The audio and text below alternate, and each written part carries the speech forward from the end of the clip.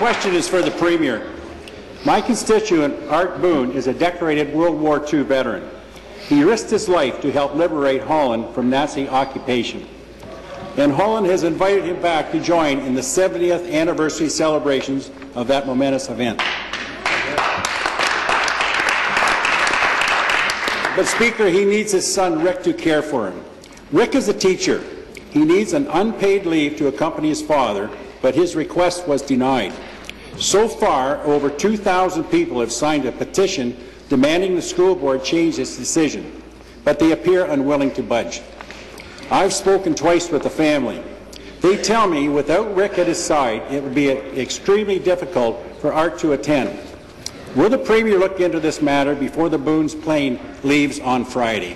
Thank you. Premier. Thank you very much, Mr. Speaker. Well, I want to say to the member opposite, at about 6 o'clock this morning when I was running, I saw a Sun box, and I saw this story on the front of the Sun, and I don't know the details, Mr. Speaker. What I do know is that this is a school board decision. It has to be made at the level of the school board. We need to let that play out at the local school board, Mr. Speaker. But I have to say that just on the face of it, as I looked at the story on the front of the Sun, as I ran past, it seemed to me that it's something that should be able to be worked out at the school board level, and I hope it can be, Mr. Speaker. Thank you.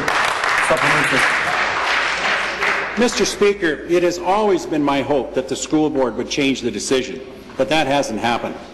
I fully respect our school board's role in the matter, including the responsibility for personnel decisions. But this is not a matter of personnel. It's about the public interest. It's in the public interest for his son, a teacher, to recount this experience to his students for years to come. It's in the public interest for Art to attend this event. Does the Premier agree? My constituents want to know if the Premier, as a former trustee and Minister of Education, thinks the board made the right call.